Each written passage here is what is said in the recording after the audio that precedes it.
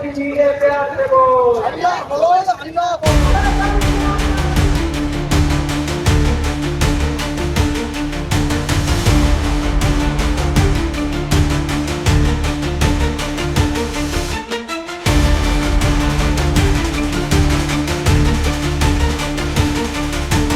রাজ্য সরকার এবং প্রাক্তন রাজ্যের সরকার এই মব লিঞ্চিংকে লেজিটিমাইজ করছে। দর্শকরা, অপরাধীরা তারা যদি মনে করে যে এটা আমাদের সরকার, তাহলে এই ঘটনা থামে না। তিনি বললেন যে বুদ্ধিজীবীরা নাকি সমাজ বিরোধী। হ্যাঁ, রাজনৈতিক নেতারা, শাসক দলের নেতারা, তারা হচ্ছে যে আড়াল করবার চেষ্টা করেছে দর্শকদের। বাংলায় একটা ধর্ষণের সংস্কৃতি চালু হয়ে গেছে, যেটা তৃণমূল সরকারের আমলেই বিভিন্নভাবে সেটাকে প্রশ্রয় দিয়ে বাড়িয়ে দেওয়া হয়েছিল, এবং বিজেপির আমলে আমরা দেখলাম সেটার অন্য কোনো পরিবর্তনের কিছু নেই।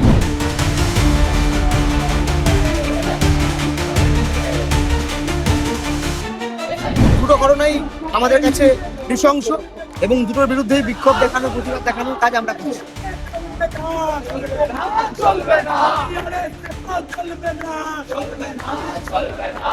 বারুইপুরে নাবালিকা ধর্ষণ এবং খুনের ঘটনায় গোটা রাজ্য রাজনীতি একেবারে অগ্নিগর্ভ হয়ে রয়েছে, এবং ঠিক সেই কারণে আজ অর্থাৎ 9 জুলাই এসএফআই পশ্চিমবঙ্গ রাজ্য কমিটি একটি মিছিল ডেকেছে। প্রথমত এই মিছিল ইতিমধ্যেই 11টা থেকে শুরু হয়েছিল কলেজ স্কোয়ার চত্বরে, এবং তারপর বিকেল 4টের সময় শিয়ালদা থেকে কলেজ স্কোয়ার পর্যন্ত একটি মিছিল ডাকা হয়।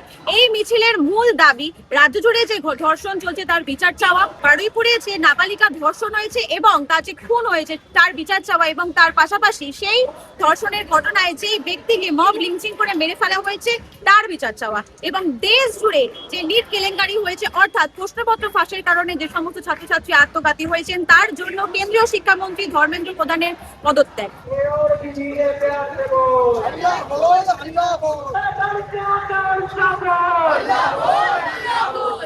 বারুইপুরের ঘটনাটা তো সামনে এসেছেন, কারণ সেখানকার মানুষ সঙ্গে সঙ্গে রাস্তায় নেমে প্রতিবাদ করেছে, সরকারও ইন্টারভেন করতে বাধ্য হয়েছে। তার বারুইপুরের পর থেকে তো মালদা সহ একাধিক ঘটনা ঘটছে, ফলে এর কোনো কমতি নেই। দর্শকরা, অপরাধীরা তারা যদি মনে করে যে এটা আমাদের সরকার, তৃণমূলের সময় তা হয়েছে, এখনো তাই কন্ট্রিবিউশন হচ্ছে, তাহলে এই ঘটনা থামে না। এখন এদেরকে ভয় পাওয়ানোর জন্য সরকারের থেরাপি কি? এনকাউন্টার। এখন এই যে এনকাউন্টারের কথাটা আসছে, এটা তো আইনসম্মত নয়, সংবিধান সম্মত নয়। যে যাকে এনকাউন্টার করা হচ্ছে বা একজনকে ওখানে গণপিটুনিতেও মরতে হয়েছে, এটাও অন্যায়। এরা যে অপরাধী, এরা যে অভিযুক্ত হতে পারে, যে অপরাধী, এটা কোথায় ঠিক হয়নি।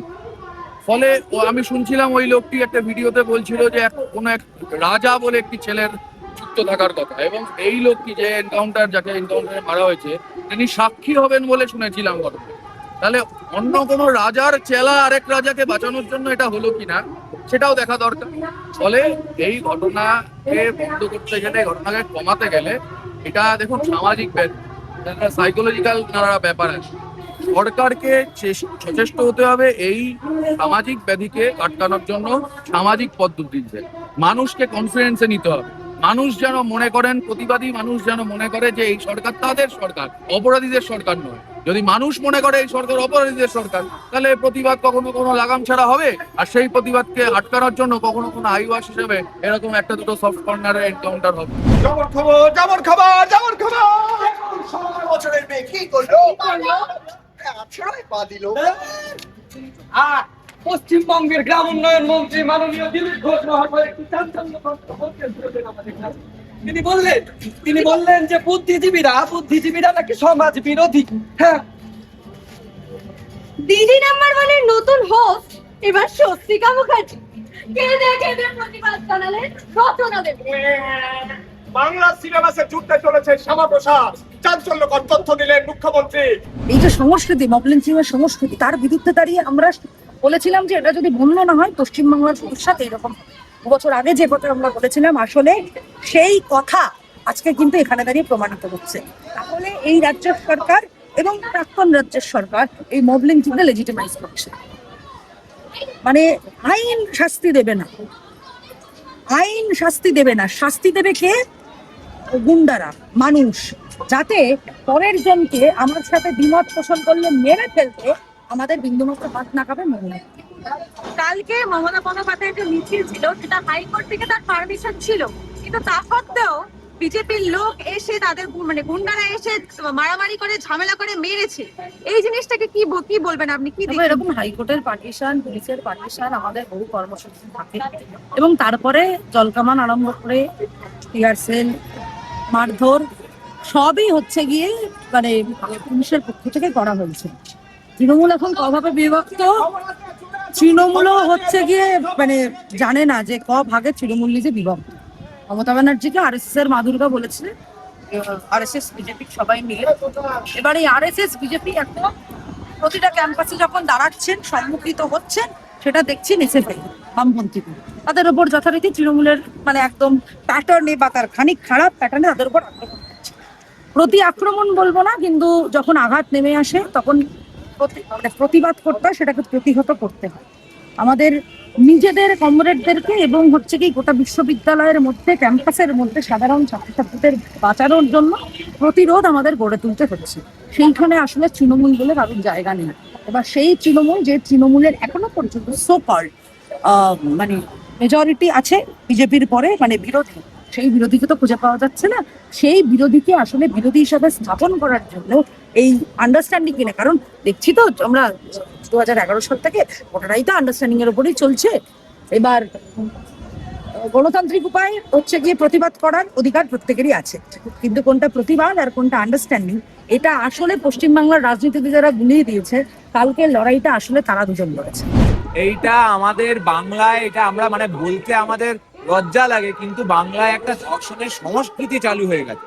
এটা তৃণমূল সরকারের আমলেই বিভিন্ন ভাবে সেটাকে প্রশ্রয় দিয়ে বাড়িয়ে দেওয়া হয়েছিল, এবং বিজেপির আমলে আমরা দেখলাম সেটার অন্য কোনো পরিবর্তনের কিছু নেই।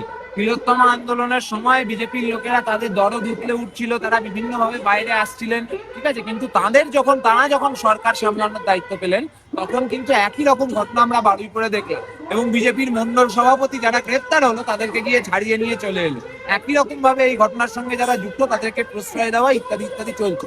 আজকে একজন অপরাধী, তাকে পুলিশ এনকাউন্টারে মেরে দিয়েছে, সেখানে বিজেপির লোকেরা বলছে এটাই শুভেন্দু অধিকারীর জাস্টিস ইত্যাদি ইত্যাদি। প্রথম কথা, শুভেন্দু অধিকারী কোনো কোর্ট নয় যে শুভেন্দু অধিকারী জাস্টিস দেবে।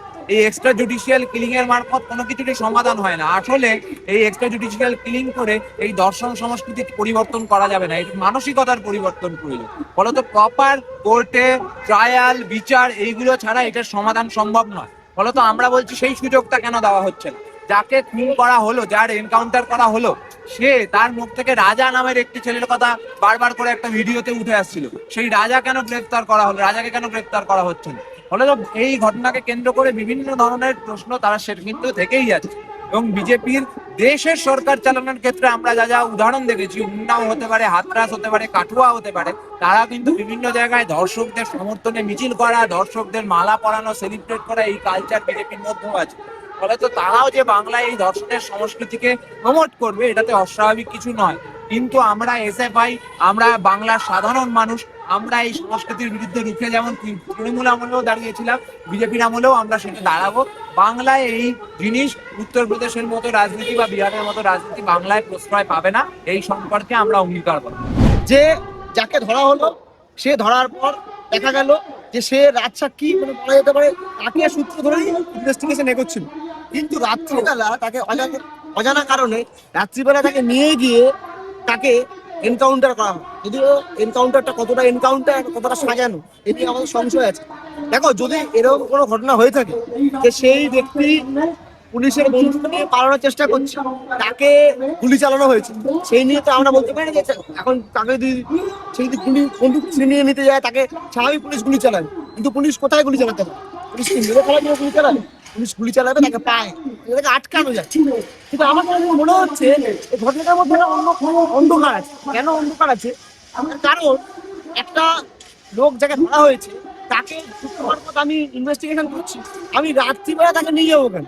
আমি দিনের বেলা নিয়ে যাবো, দিনের বেলা নিয়ে গিয়ে আমি ভিডিওগ্রাফি করবো, আমি তার তদন্তের জন্য যা দরকার পড়ে করবো।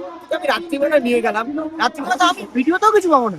মানে আমার কাছে হাই ডেফিনিশন লেন্স থাকলেও সেটা যতটা সহজে মানে দিনের আলো যতটা ভালো দেখা যাবে, নিশ্চয়ই রাত্রিবেলা দেখা যাবে। তাহলে আসলে উদ্দেশ্য কি অন্য কিছু ছিল? তাকে মেরে দিয়ে কেস ডিসমিস করে দেওয়াটা কি এজেন্ডা ছিল? এটা আমাদের প্রশ্ন। এবং এই যে সকালবেলা ঘুম থেকে উঠে, যেমন এই খবরটা আমিও শুনেছি, বা তোমরাও শুনবে, তোমাদের মনে হবে হ্যাঁ বাহ, বেশ হয়েছে, যা হবে। কিন্তু ওটা আমার তাৎক্ষণিক প্রতিক্রিয়া হবে না, সার্বিক প্রতিক্রিয়া হতে পারে না। কেন হতে পারে না? আমি যখন ভাবলাম, তুমি যখন ভাববে, ভাবার পর দেখবে আচ্ছা, এ তো একা দোষী নয়, আরো তো দোষী ইনভলভ, বাকি দোষীগুলো ধরা পড়তে না পারে, তার জন্য কি এই কাজ করছে? এই সরকার আপামর ভাবে আরো বড় কোনো ঘটনা, বড় কোনো কাউকে বা অনেক লোকেদেরকে আড়াল করার জন্য এই ঘটনা ঘটিয়েছে বলে আমার মনে হয়। এবং এর মধ্যে দিয়ে ন্যায় বিচার তো হবেই না, উল্টে আরো এর মধ্যে আসল তথ্যগুলো আমরা অনেক পাবো না বলে মনে হয়। আমরা চাই সরকার এই পূর্ণাঙ্গ তদন্ত করুক, এই তদন্তের মধ্যে দিয়ে যারা যারা দোষী, যারা যারা এর সঙ্গে যুক্ত, সকল অংশের মানুষকে শাস্তি দিতে হবে। এবং এই শাস্তি দিয়ে থেমে থাকলে হবে না। আমরা একটা জিনিস বুঝতে পারি না যে আমি ধর্ষণ যে করলো, ধর্ষক যে বা যে অন্য কোনো ক্রিমিনাল অফেন্স করলো, তাকে আমি জেলে পাঠানো বা শাস্তি দিল, মানে একে কারেকশনাল হবে পাঠানো, সোজা কথা বলতে গেলে জেল কারেকশনাল। কিন্তু ওটাতে কিন্তু সবকিছু রেস্ট্রিক্টেড থাকে না। তার কারণ আমার সামাজিক কি ধারণা, আমি ছোট থেকে আপব্রিঙ্গিং কেমন হচ্ছে, আমার চারপাশ, আমার রাষ্ট্র, আমার সমাজ আমাকে কি শেখাচ্ছে, সেটা অনেক কিছু ম্যাটার করে যায়। এই সরকার, রাষ্ট্র অনেক ব্যবস্থা নিতে হবে যাতে এই ধরনের প্রবণতাই তৈরি না হয় আগামী দিন। বাংলার মাটিতে একের পর এক এই মানে নৃশংস ঘটনা আমরা দেখেছি। আরজি কর থেকে শুরু করে, কামদুনি থেকে শুরু করে একের পর এক। আমার দেশের বুকেও হাতরাস, উন্নাও, কাঠুয়া এবং প্রত্যেকটি জায়গাতেই আমরা দেখেছি রাজনৈতিক নেতারা, শাসক দলের নেতারা, তারা হচ্ছে যে আড়াল করবার চেষ্টা করেছে ধর্ষকদের। বারুইপুরেও একই ঘটনার পুনরাবৃত্তি আমরা দেখলাম, যেখানে শাসক দলের নেতারা বারবার আড়াল করবার চেষ্টা করছে এবং আড়াল করবার জন্য এনকাউন্টার করে দিল, যাতে সাক্ষ্য প্রমাণ এগুলো সব লোপাট হয়ে যায়, যাতে আরো বাকি যারা চাই এই অপরাধ চক্রের চাই যারা, তাদের নাম যাতে সামনে না চলে আসে, তার জন্য এনকাউন্টার করে দিল। এই জায়গায় নিয়ে গেছে ঘটনা। এখন ইমিডিয়েট আমাদের গোটা রাজ্য জুড়ে এই আওয়াজ উঠেছে জাস্টিস ফর বারুইপুর। ধর্ষণ সংস্কৃতির অবসান চাই আর মব সংস্কৃতির অবসান চাই। বাংলার মাটিতে এই মব সংস্কৃতি চলতে পারে না। ক্যামেরায় শুভদীপের সাথে বিদিশার রিপোর্ট, বাংলা হান্ট, কলকাতা। আরো ভালো ভালো খবর দেখতে সাবস্ক্রাইব করুন বাংলা হান্টের ইউটিউব চ্যানেল। বাংলা হান্টের আরো খবর দেখতে নজর রাখুন। বাংলা খবর মানেই বাংলা হান্ট।